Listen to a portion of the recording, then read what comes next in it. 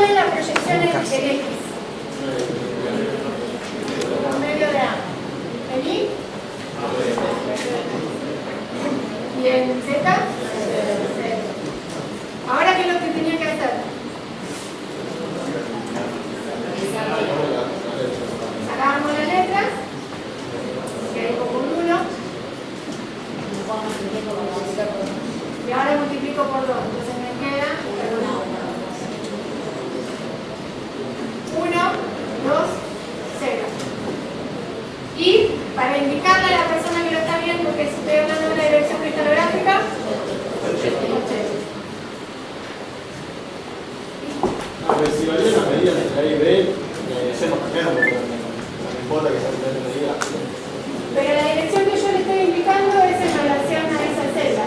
Claro, que son diferentes. Claro. Voy a hacer el camino inverso. ¿Tiene una base? ¿Me pasaste? Sí. En los cubos, sobre todo, se da, y bueno, y en otras estructuras también, que lo que pasa, por ejemplo, imaginémonos en esta dirección, no tendría por qué ser distinto.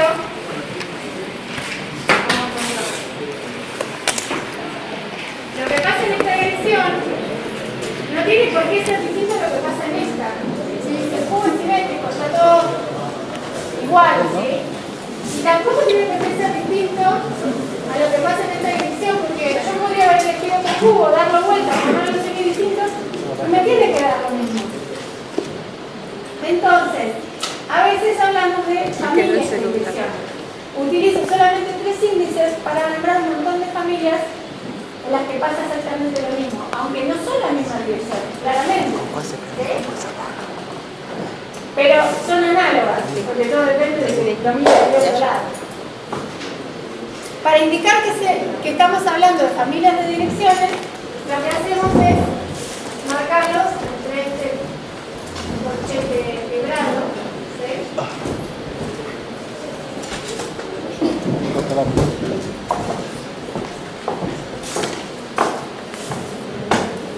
En los criterios cúbicos, solamente en los cúbicos, sucede que todas las direcciones que tienen los mismos índices son equivalentes, ¿sí?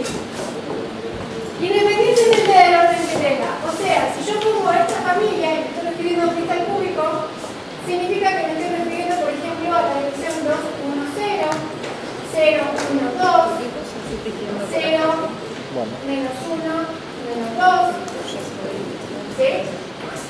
Y eso se va claro porque ahí no estaba. El menos, cuando yo tengo una dirección, por ejemplo, imagínense que acá que indica la dirección para atrás, me iba a dar con un menos, en vez de poner menos se pone una rayita arriba para indicar la dirección, ¿sí? Si se puede llevar a positivo porque son todas negativas, mejor. No. Pero hay veces que me queda necesariamente en negativo, le pongo una rayita arriba. La familia de direcciones 1, 0, 0 implica la 1, 0, 0, la 0, 1, 0, la 0, 0, 1, la 0, 0, menos 1 también, ¿sí? Son un montón. ¿Qué son? Tratemos de hacer el camino inverso. ¿Qué dirección me están indicando la 001, por ejemplo? Una arista. ¿Sí? Y obviamente el cubo, todas las aristas, tienen que pasar lo mismo. ¿No es cierto? Es lógico.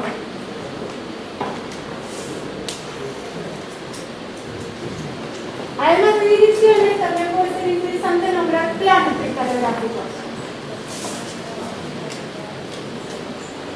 Vamos a hacer un proceso parecido.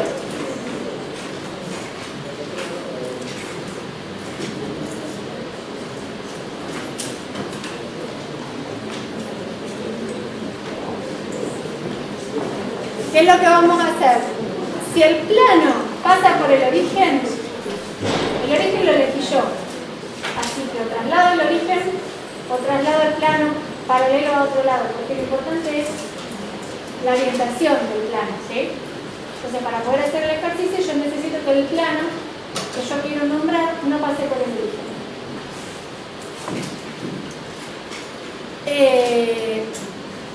Y Y tiene sentido, digamos, porque dos planos paralelos son equivalentes, van a tener los mismos índices. Entonces yo puedo trasladarlo a donde me sea cómodo. Imagínense que yo quiero nombrar este plano que está acá, que me pasa por el origen, puedo perfectamente nombrar este que está acá. Y listo. O puedo trasladar, eso irán viendo ustedes en la práctica, que les resulta más cómodo. Trasladar y poner mis ejes acá, ¿sí? Y prima.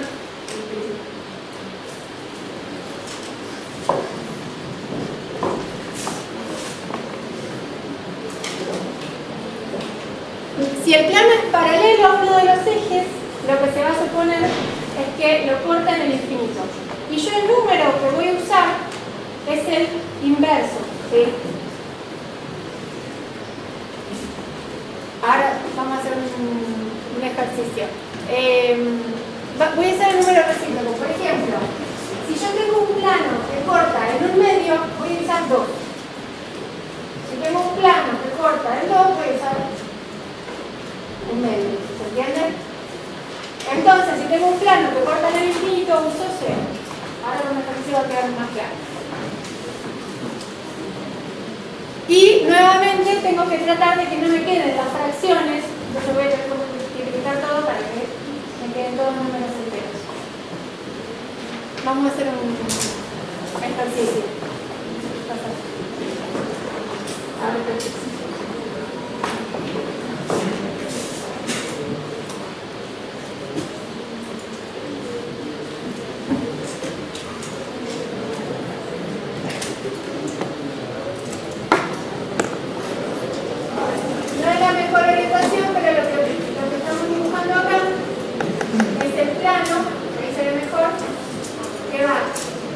paralelo, pasa por el eje X, ¿sí? Viene hasta acá, ¿se entiende? Como está ahí. Si yo tengo mis ejes acá, ¿puedo hacer el ejercicio?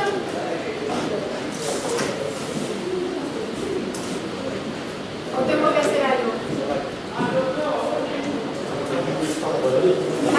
Pasa por el origen este plano, ¿sí? El dibujo más pequeño. Entonces, ¿qué hago? ¿Traslado los ejes o traslado el plano? Hagamos más fácil, trasladamos los ejes. ¿Okay? Si yo lo uso esto, x' y prima y z'. ¿En dónde corta al eje x? ¿Lo corta o no lo corta? No lo corta. Lo cortaría en el infinito. Entonces pongo el recíproco, 0. ¿En dónde corta al eje y? En menos 1. En menos 1. Menos b, pero yo tengo directamente el número. ¿Y en dónde corta al eje z? En un medio. En un medio. Pero pongo, perdón. Corta en un medio, pongo el recíproco. ¿Sí? Pongo 2. ¿Está? ¿Para qué se hace esto? ¿Por qué se pone el recíproco? Porque haciéndolo de esta forma, los planos y las direcciones que tienen los mismos índices son perpendiculares. ¿Okay? Entonces yo sé que el plano 0, menos 1, 2 es perpendicular a la dirección 0, menos 1, 2. ¿Sí? Es una convención y tiene cierta utilidad hacerlo así.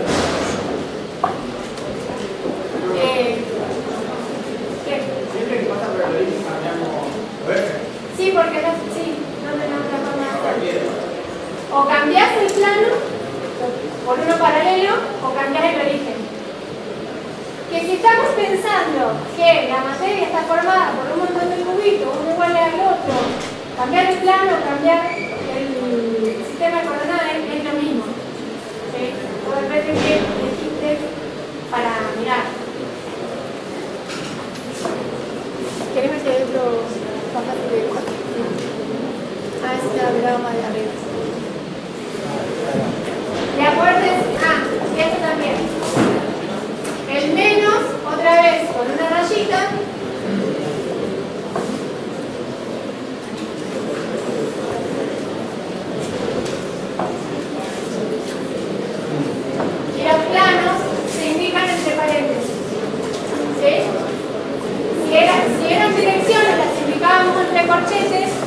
Esto no le queda otra que memorizarlo, pero para aprenderse la convención, las direcciones se indican entre corchetes y si son familias de direcciones, con el paréntesis cortado.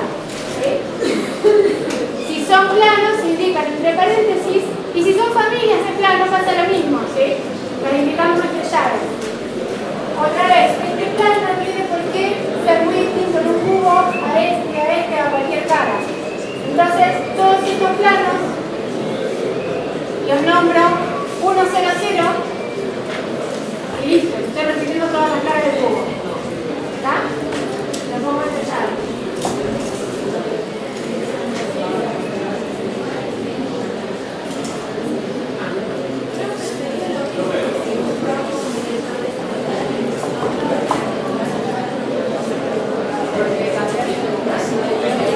Acá me preguntan, ¿sería lo mismo si buscamos la dirección perpendicular al plano? Chicos, no puedo quitar. La prefiero. ¿Sería lo mismo si en vez de hacer todo esto buscamos directamente la dirección perpendicular al plano? Sí, por supuesto. Es lo mismo. Si en algún ejercicio le hace más fácil hacerlo así, porque lo que estamos haciendo es eso.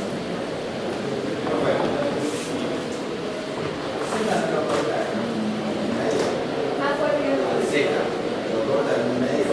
El Z lo corta en un medio, pero pongo el recíproco. ¿Sí? Eso siempre. Sí. El método es así. Para nombrarlo es una receta. Es una conversión. No le puedo explicar nada.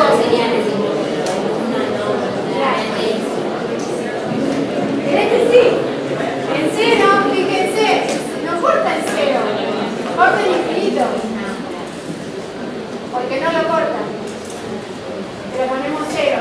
Acá también pusimos el recíproco, 1. Y acá es el recíproco de 0. No. En los vectores hacemos algo, a veces la cuenta matemática es la misma. En los vectores lo que hacemos es multiplicar para que no nos queden fracciones. Pero no es lo mismo.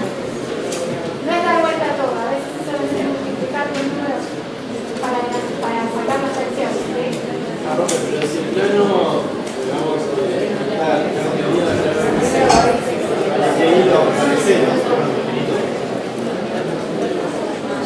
si el plano es este, acá me preguntan, ¿qué pasa si el plano es este que habíamos dibujado primero? Al elegir lo corta en cero. ¿Qué ponemos? Infinito lo podemos poner. Por eso es que primero hay que fijarse siempre de que no pase por cero. Si pasa por cero, elijo otro plano. ¿Sí?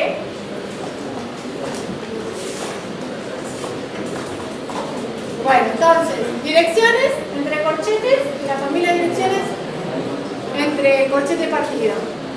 Y los planos entre paréntesis y la familia de planos entre llaves.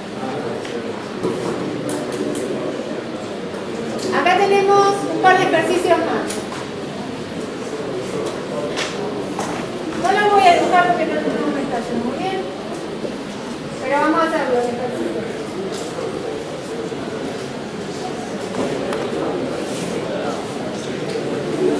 No seguido, por eso sí dicen que figuran ahí porque están mal. Así que hagámoslo. Algunos de esos están mal. Hagamos, por ejemplo, la dirección roja. Usemos los ejes que están dibujados ahí. Supongamos que este de abajo que está más acá es el X, el Y y el Z. Positivo, ¿sí? Entonces. 1 menos 2, 1. X donde corta en 1. Y Menos 2. en menos 2. Y Z En 1. en 1.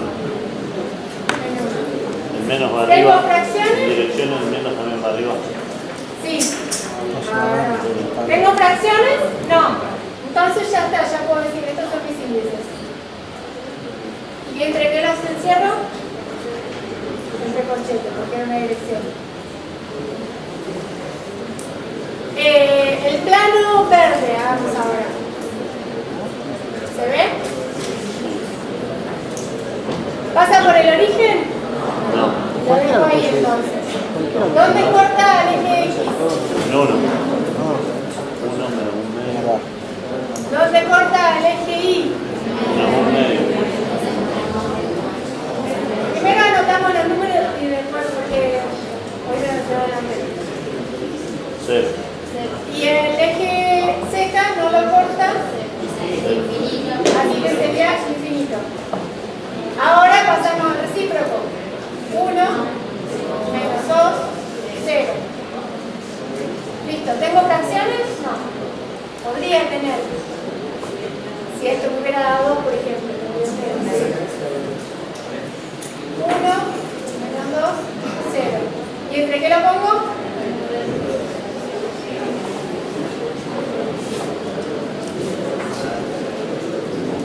¿Ven ese chámbara? Entonces sí.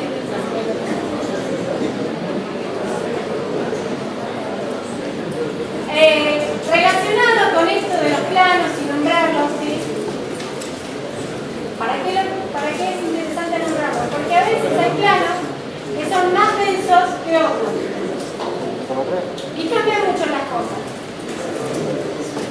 Podemos hablar de densidad lineal y de densidad planar. Densidad lineal es cuántos átomos tenemos a lo largo de una línea. Pero para considerar la densidad lineal solamente consideramos los átomos que pasan, o sea, que la línea pasa por el eje, por el centro, ¿sí? ¿Por qué? Porque imagínense que yo considero una línea como esta, por ejemplo, que está un poquitito abajo del vértice. La densidad lineal ahí es 0, ¿sí? No hay ningún átomo que esté completamente en ese plano. Solamente vamos a considerar los átomos que están realmente en ese plano. ¿Me explico?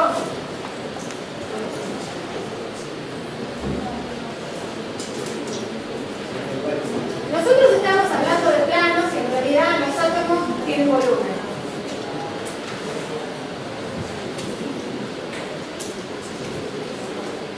Yo puedo tener el átomo acá, ¿sí? O imagínense que este es el vértice de la esfera, ¿sí? El vértice de la celda. O también podría tener un átomo acá arriba que perteneciera a otra celda, ¿sí? Cuando yo considero la densidad lineal, solamente considero este, que realmente está en este plano. Porque cuando yo me refiero a este está en un plano que pasa por acá. No es real. Si yo corto, voy a ver un pedazo de ese átomo también. Pero cuando yo estoy analizando la posibilidad de analizar un plano sobre otro, tengo que darle una posición. El átomo no lo puedo considerar como que están los dos planos. ¿Sí? Entonces, en el hijo, al plano el que más contribuye. ¿Sí? Con la densidad planar pasa lo mismo. ¿Sí? Yo corto por un plano, tengo que solamente considerar los átomos que corté junto a la mitad. Si corté un pedacito de otro plano, no lo considero. Porque ese átomo no se va a mover. Todo esto lo analizamos para ver después cómo se mueven los planos. El plano de átomos se mueve todo junto. Este se va a mover junto con este. Pero este que está arriba se va a mover con los que está acá, ¿sí? Con los que están en su mismo plano. Por eso no lo considero. ¿Se entienden?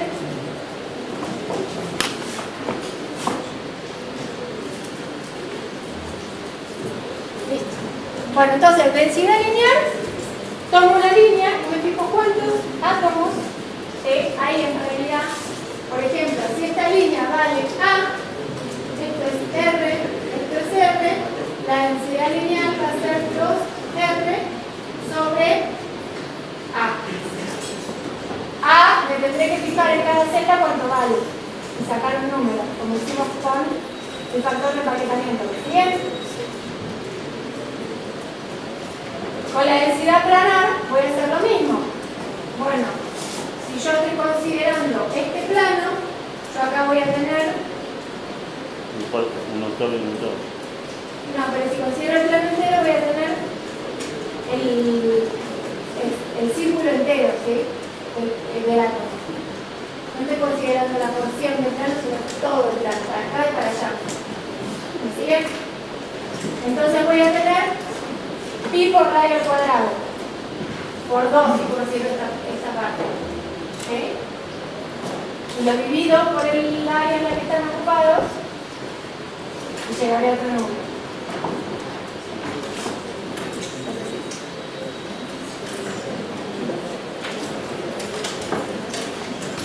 Volvió por otra parte. ¿Qué es la deformación plástica?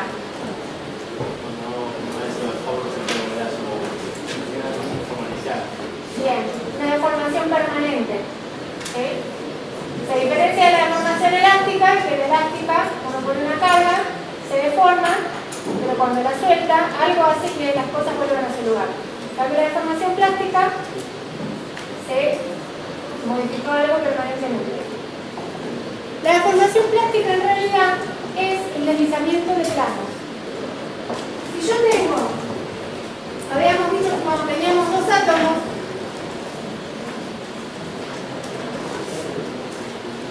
pegados, tenían una posición de equilibrio, ¿sí?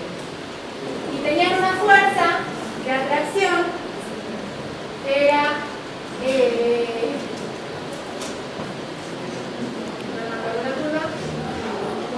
el potencial era así, ¿no es cierto? Si yo me movía para allá, aumentaba la energía, si me movía para acá,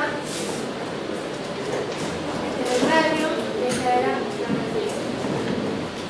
Si yo me movía para allá, aumentaba la energía, me movía para acá también, había una posición de equilibrio, ¿sí? Pero si yo tengo no solamente dos átomos, sino un montón, y están así, y no se están moviendo, no están haciendo nada, es porque están en algún cierto equilibrio, algún tipo de equilibrio, ¿sí? O sea que podemos pensar que hay una curva como esta con un mínimo de energía y los átomos están ubicados en esa posición de menor energía.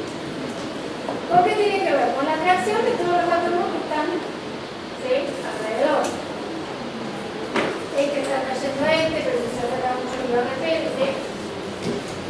Si yo empiezo a desplazar un poquito esos átomos, voy a estar aumentando la energía, este potencial. Lo desplace para donde lo desplace, si los quiero acercar o alejar, voy a estar aumentando el potencial. Imagínense que las quiero separar, así vemos la deformación de tracción. Si yo eso los trato de separar muy poquito y lo suelto, ¿qué va a pasar?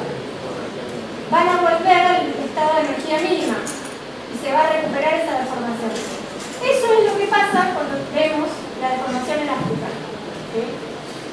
No llegamos a salir del equilibrio como para salir de este campo de afectación, ¿sí? Recuerden que este potencial no era así, sino que a cierta distancia, cuando se alejaba lo suficiente del átomo, tendría cero, ¿sí? O más bien miren lo de la fuerza.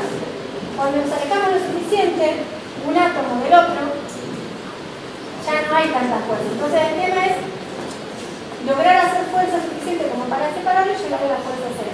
Pero si estamos hablando de que tenemos un átomo al lado del otro, cuando yo me alejo de un átomo, voy a tener el otro que me empieza a traer.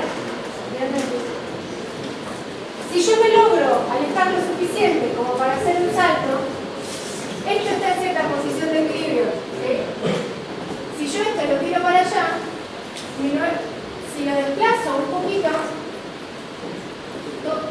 y suelto, va a tener toda la misma posición que antes. Pero si mi nueva posición es esta, este pasa para acá y este pasa para acá, está exactamente en el mismo equilibrio que antes. Entonces lo que yo voy a ver a escala macroscópica es que el plano se desplazó, se deslizó, y yo lo solté y así quedó, porque llegó a un nuevo equilibrio. Y así lo puedo deslizar un montón, ¿sí? Hice suficiente fuerza como para cambiarlo a la posición de equilibrio y llegó a uno.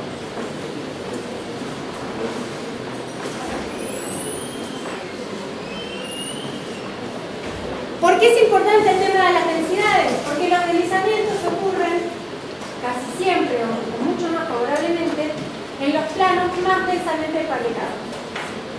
¿Por qué pasa eso? ¿A quién se le ocurre? Porque al final un poco voy a quedar con energía. Pues apenas manejo uno ya va a ser con el otro. Como jugado con la raya. No, porque yo estoy hablando de que los planos que más se deslizan son los que están más empaquetados.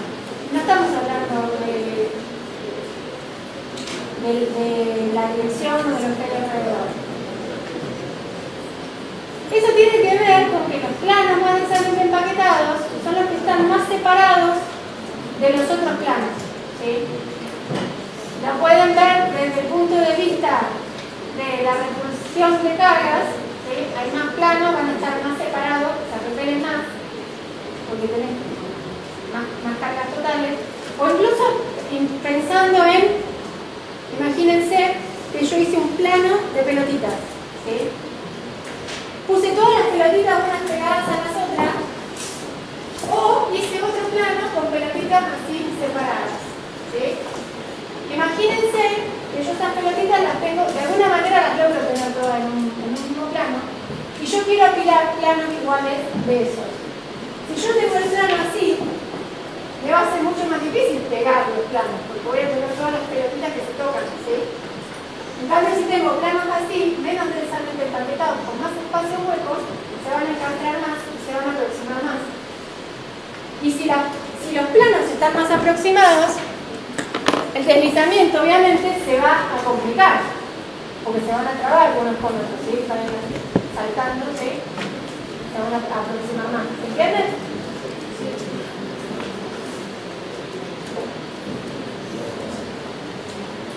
Y además los deslizamientos se dan a lo largo de las direcciones que tienen el mayor empaquetamiento tónico. ¿Sí? A lo largo de las direcciones más densas.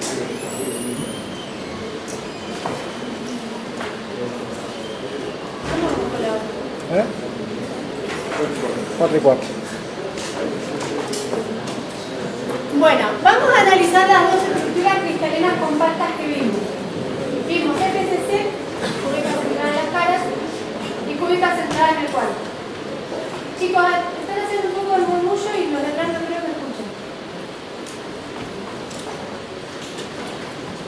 Otra forma de describir estas estructuras, o de armarlas imaginariamente, es poniendo planos compactos uno arriba del otro. Yo les dije que cada estructura era la forma más compacta de acomodar las cosas. Entonces imaginemos que agarramos un cajón, lo llenamos de naranjas. ¿Cómo lo vamos a llenar?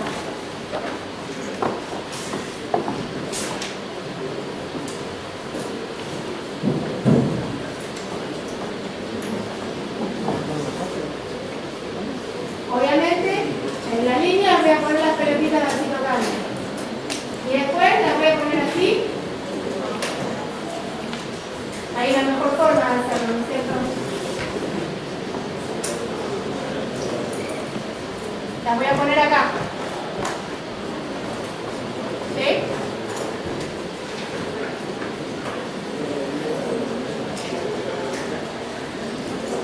Se tendría que quedar tocando si fuera posible. ¿Sí? ¿Se entiende? Voy a reducir más la distancia entre el espacio que ocupan las pelotitas y lo pongo así. Eso, cuando yo tengo un plano acomodado así, se llama plano compacto. No tengo forma de hacerlo, de tener una densidad planar mayor. Si pongo ahora otra línea arriba, hasta la que por algo le dije. Si quiero poner arriba de ese plano otro plano compacto, agarro un plano igual, lo voy a poner obviamente en los huequitos que quedan ahí, ¿sí? Y si quiero apilar otra más y quiero hacerlo de la forma más compacta, ahora tengo dos opciones de hacerlo. Puedo volver a repetir la posición del primer plano, del azul, o puedo ponerlo en estos huequitos que quedaron sin usar, ¿sí? En el primer caso, si yo a la posición primero la llamo A y a la posición del segundo la llamo B, puedo repetir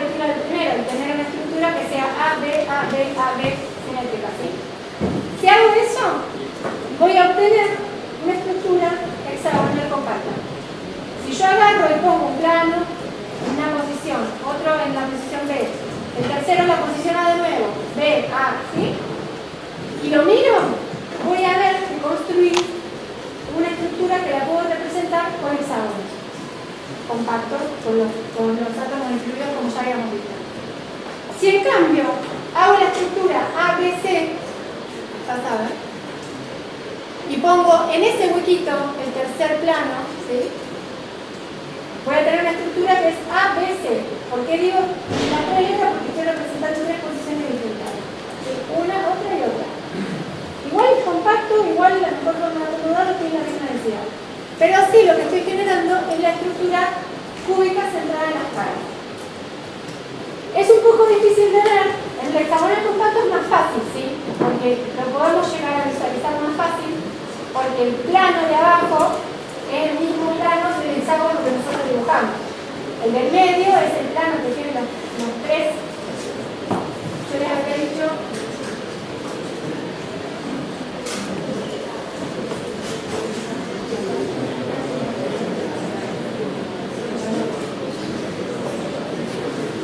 Yo les había dicho que el hexagonal tenía un átomo en cada vértice. Todos estos están en un plano, ¿sí? Tres átomos acá en el medio, y otro más atrás, y después uno en cada vértice de los de abajo. Este sería mi plano A, este sería el plano B, y este sería otro plano que es igual que el otro, así que lo vamos a llamar A también, ¿sí? El de FCC es un poco más difícil porque el cubo que se arma no queda en la misma orientación que los planos, sino que queda medio en diagonal, ¿sí? Acá arriba lo que tenemos dibujado son esos planos, ¿sí? En blanco el plano A, en negro el plano B y después más arriba de nuevo el plano C. Y vemos que en ese caso la última naranja que yo puse arriba de todo corresponde al vértice. Si el cubo me queda torcido. Después, ahora vamos a ver también algún videito cuando terminemos. Listo.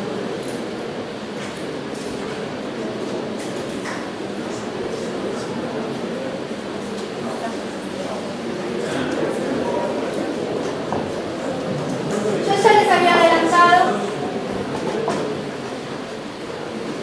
que había ciertos materiales que realmente esta estructura repetitiva, que vamos a llamar cristal o grano, de ahora en más, por estructura cristalina, se repetía en un realmente largo alcance, ¿sí?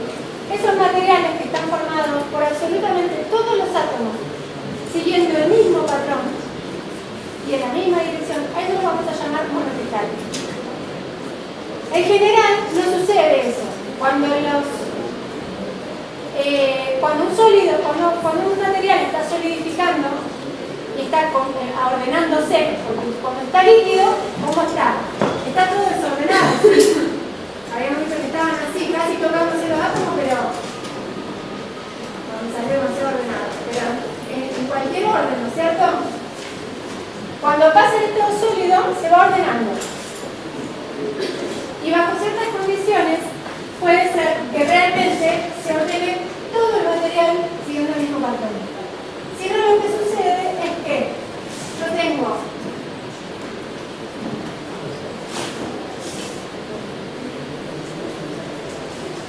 un montón de líquido, ¿sí?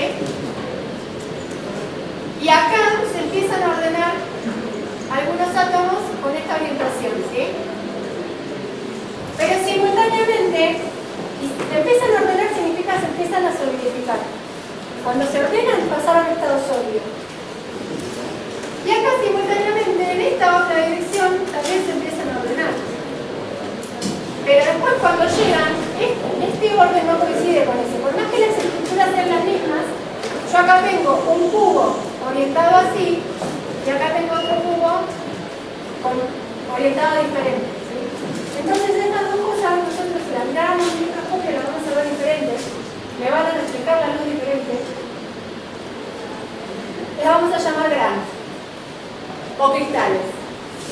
Si de alguna forma yo logré que esto no suceda, que empiece a cristalizar acá y ahí no, y que después todo, absolutamente todo, siga el mismo orden, me quede todo con el mismo orden, con el mismo valor, yo a eso lo voy a llamar monocristal. Y hay cosas que se hacen a propósito, así como por ejemplo los alas de turbina, ¿sí? Después vamos a ver qué ventaja o desventaja tiene. En microelectrónica también se usa muchísimo, ¿sí? Por el tema de, si yo tengo todo el cristal orientado de determinada forma, los electrones van a tender a viajar de una forma en un plano, de otra forma en otro plano. Si yo tengo todo desordenado, no lo puedo controlar tanto como si realmente tengo toda la estructura ordenada. Entonces por eso para la electrónica también se usa. Bueno, y en la naturaleza a veces también aparece. Los materiales que no son monocristalinos los llamamos policristalinos, y son la mayoría. Están formados por un montón de cristales o por un montón de granos. Y el proceso de solidificación es como se ve ahí. Estamos simbolizando esa cuadrícula, sería cuando los átomos se ordenaron y pasan a estar en estado sólido. Todo el resto no lo dibujamos porque están en estado líquido. ¿Y qué es lo que pasa? Mientras se está formando, se forman capaz que a la vez 4 o 5 núcleos, o sea, se empiezan a solidificar en 4 o 5 lugares a la vez, y esos núcleos van creciendo independientemente con órdenes diferentes. Hasta que en algún momento se empiezan a chocar y queda un desorden ahí en esa intersección, que es lo que nosotros vamos a llamar borde de grano, que tiene muchísima importancia. Toda esa zona de desorden.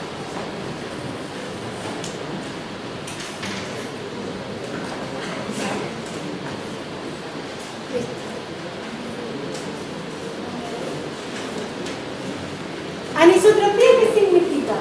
Significa que hay diferentes propiedades en diferentes direcciones. Si yo tengo un monocristal, la anisotropía es muy importante. Sobre todo un monocristal, por ejemplo, de una red cúbica. Porque en ciertas direcciones, por ejemplo, en un cubo, en el plano de la cara, si yo agarro, tengo el cubo,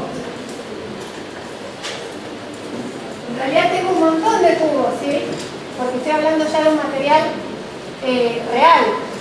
Imagínense cuántos cristales, cuántos átomos puede haber, imagínense una probeta. Imagínense que yo tengo una probeta de un monocristal. Entonces todos los cubos del material están ordenados igual, ¿sí? ¿Siguen? Y yo lo tracciono en este sentido, aprovecho la mecánica para traccionar en ese sentido, voy a tener ciertas propiedades, ¿sí? Voy a tener cierta atracción entre los átomos que están separados a cierta distancia. Pero si yo agarro la probeta del agua así torcida y tracciono en este sentido, la separación entre los átomos es diferente. Entonces voy a tener una respuesta distinta. Mi ensayo mecánico, macroscópico, me va a dar distintos valores solamente por la orientación del cristal. Algunos valores que dependen de la anisotropía son, por ejemplo, el módulo de Young, la conductividad y el índice de refracción.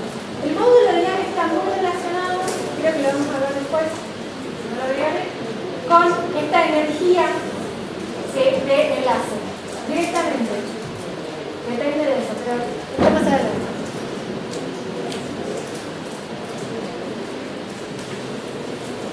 Por suerte, para simplificar un poco la vida, los materiales están formados por tantos granos y la distribución es tan aleatoria que la mayoría de los materiales en realidad se comportan como isotrópicos, que significa que tienen las mismas propiedades en todas las direcciones.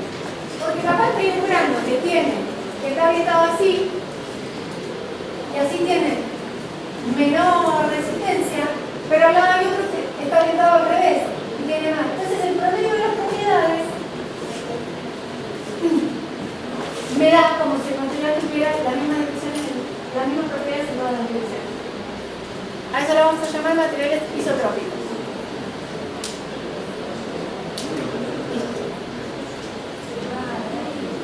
Acá tenemos un ejemplo de cómo varían los módulos de elasticidad de cuando tenemos monocristales, ¿sí? En función de la dirección. Por ejemplo, El aluminio, si nosotros lo traccionamos en la dirección de la cara, que sería la 100, tiene 63.000 megapascales. Si lo hacemos en la 111, que sería la diagonal, lo van a ir viendo después, 76.000 megapascales. Varía bastante. El hierro es muy anisotrópico. Fíjense, si nosotros lo traccionamos en la dirección de una cara, son 125.000 megapascales. En cambio, si lo traccionamos en la dirección del plano compacto, ¿sí?, en una dirección perpendicular al plano compacto, la 111 tiene muchísima más módulo de llave, ¿sí?, haciendo. En el acero real eso no pasa. ¿Por qué? Porque el acero real no está formado por un cristal, sino por muchísimo. Entonces el resultado es un promedio, 210.000. ¿Sí? Ni 125 ni 222. A ver si...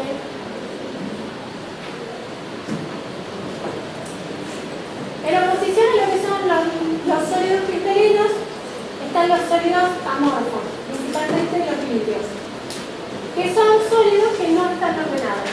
¿Sí?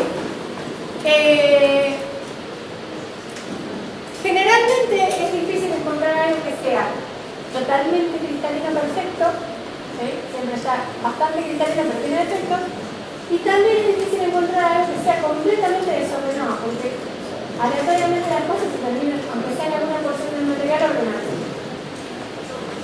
Entonces a veces hay materiales que son parcialmente amorfos, parcialmente cristalinos. Un ejemplo de algo que es bastante amorfo es el óxido de silicio, que tiene una estructura como la que se ve ahí, digamos, aleatoria. Igualmente,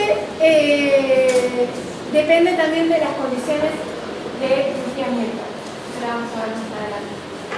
Si uno le da más tiempo al material, se ordena mejor. Si uno enfría demasiado rápido y no dio tiempo a las cosas de moverse y de acomodarse, las cosas son más amorfas. Entonces, sumado a las condiciones más la facilidad del material de ordenarse, ahí vamos a tener distintos resultados. Los materiales que tienen estructuras complejas, obviamente, generalmente son amorfos, porque necesitaríamos darle un tiempo demasiado grande para que se pudiera ordenar. ¿Sí? Fíjense algo con una geometría muy compleja, ¿cómo hacemos para poder repetir el orden